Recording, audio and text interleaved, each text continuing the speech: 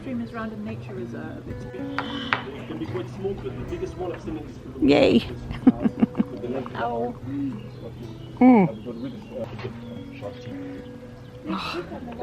Can you hear the doves? Yeah. All right, ladies, before we really get going, I need to do a bit of health and safety, I'm afraid. This is England, you know we love this stuff. So, don't stand up again, now you sat down. Don't worry about that part. We can't spill a drink. No! But actually the real reason is because we're going down some low bridges and I don't want you to bang your head. Okay. Please don't drink the water in the river. I think we're okay on that one. You've got plenty else. If you do get the water on your hands, wash them before you go. Okay. Don't throw any rubbish into the river. What's the next bit? Oh yeah, don't smoke or bake on the floor, please. So we have a picture of Pimms and the cheese and a happy mom And it's a very happy moment. and happy girls. Hello. Pulling up. Don't do the fake English accent, Hi. please. Howdy. Oh, look at the statue. Isn't that beautiful? So the statue is supposed to be St. Francis, who is there because that building up there is what's left of the Franciscan monastery. Oh. Wow. That's gorgeous.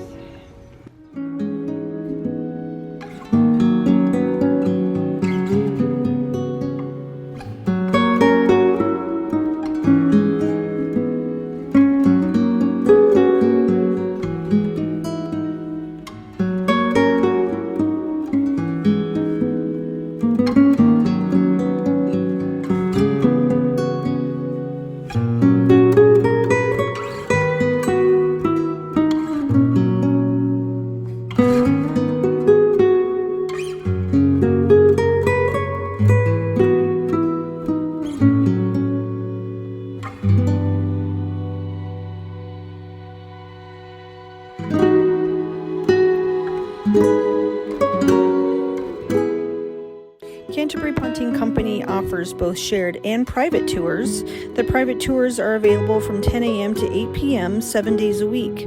Each boat holds up to 12 people, and the private tours last 45 minutes. You will begin and end your tour at their station on Water Lane. We decided to choose a private tour because it was a special occasion for us. We wanted to do this for our mom for a Mother's Day gift. The minimum fee for a private tour starts at £99, and you can book it online.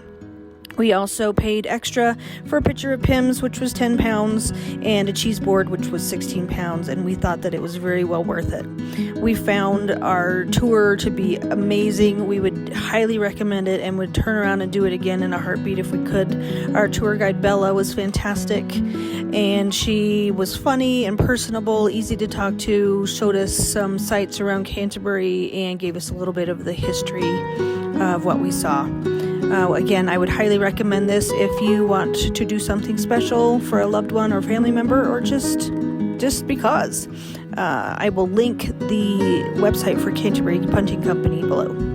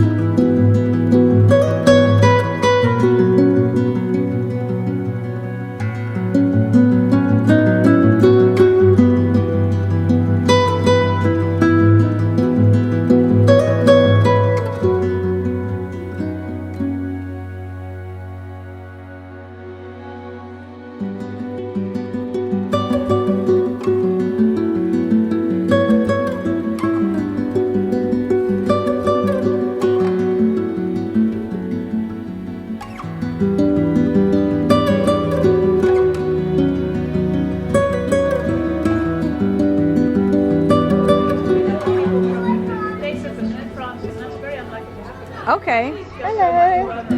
You guys know how to live. Cheers. Mucha vida. Forgetting his first birthday.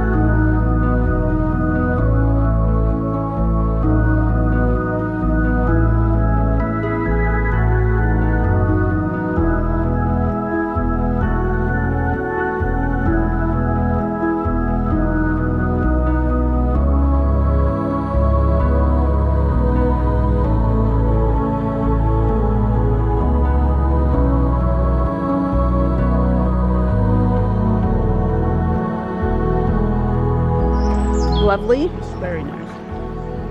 Oh my gosh, very nice. That is some of the best cheese I've ever had. That blue cheese is fantastic. This is good too. Is it? Yeah, with a little bit of. Oh. What do you do it with a cracker? And Yeah, I got it on the cracker and then I smashed it with my thumbs and spread it out. Hello.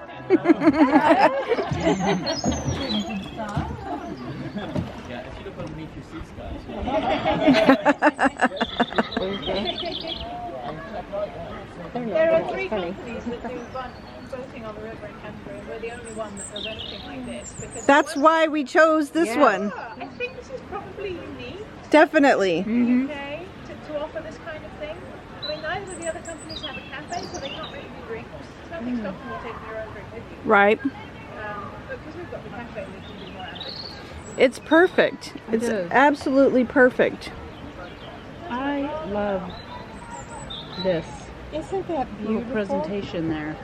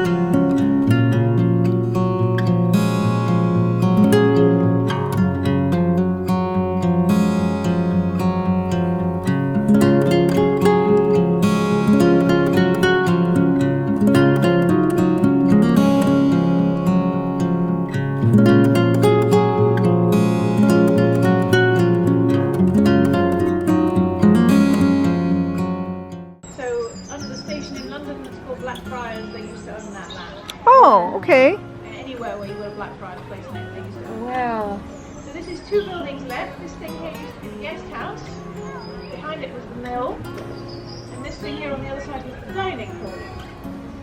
And behind that there were 11 other buildings that they used to live in. So if you think about the size of the place, how many people could dine in there all at once and then multiply that up? Right. They were very, very good.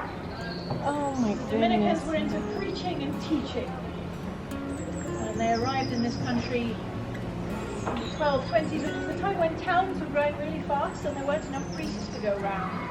And so people started developing all sorts of weird kinds of not quite Christianities, and of course I got Catholic Church very worried. There was a bunch of people, including this chap Dominic, who founded the Dominicans, who came to live as monks in the middle of town so that they could look after people's knowledge and thereby look after their souls. And that was a bit different from other kinds of monks like Benedictines who lived in the middle of nowhere and prayed. A bit different. And of course they all got kicked out by Henry VIII in the 1530s. Good old Henry. Good old Henry, yeah, he made a big difference to Canterbury. So there were 17 monasteries here. 17. Because all the pilgrims were coming. So Wow. that meant there were a lot of people in town who might be feeling weak. So you needed to have a monastery so you could have a donation box, basically. Wow. Often to pray for Of people's course. souls and all the rest It's all about the money. So it was also a bit like, the big financial centre in London. Most banks have got something there. That's where you do business. That's where the people who are the people who matter come and visit. So you had to have a place to do business here as well. I suppose, I don't know if she meant architecture.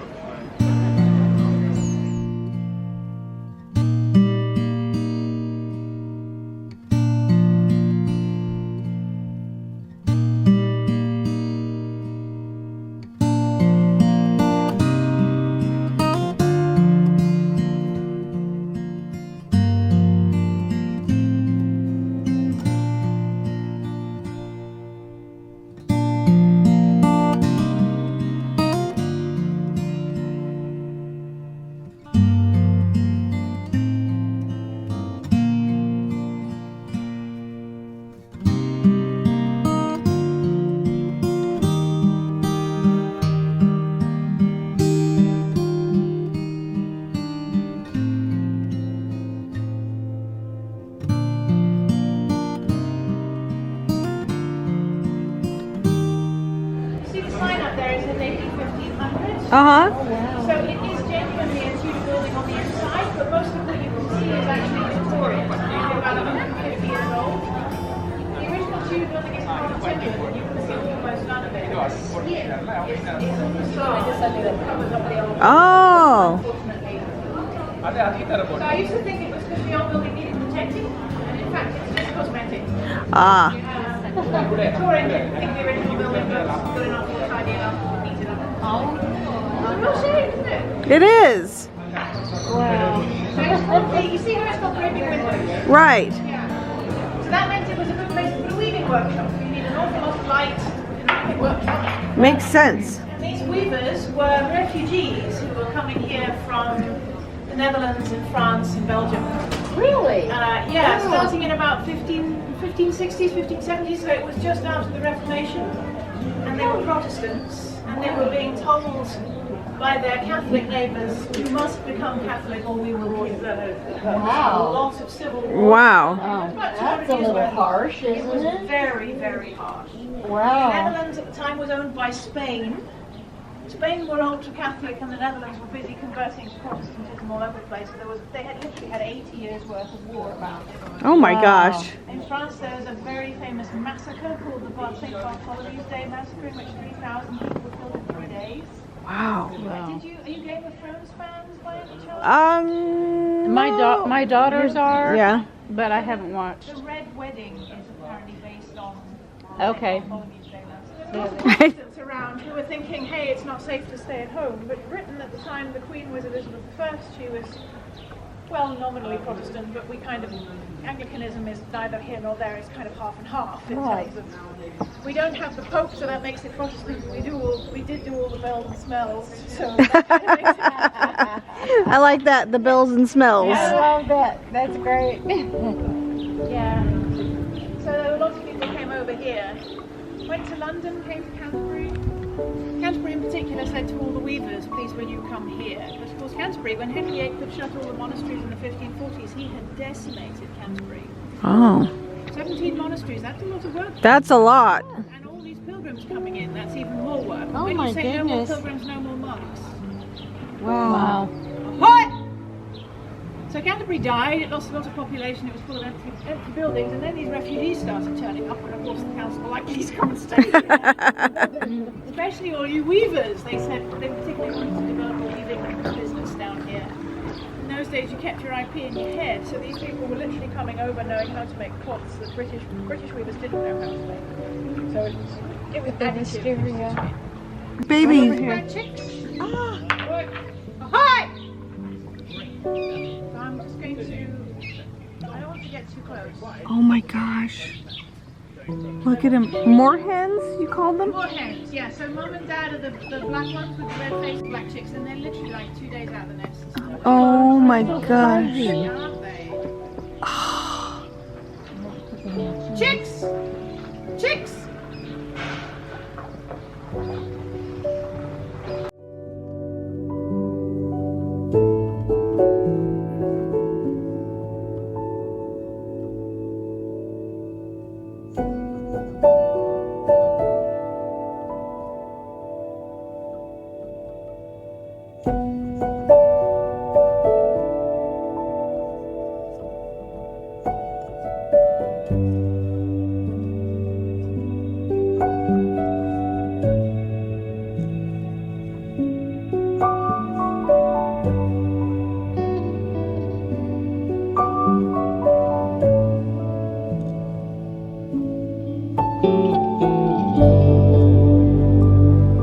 Also, if you have any questions at all for me about Canterbury Punting Company and our experience with them, please leave your questions in the comments below.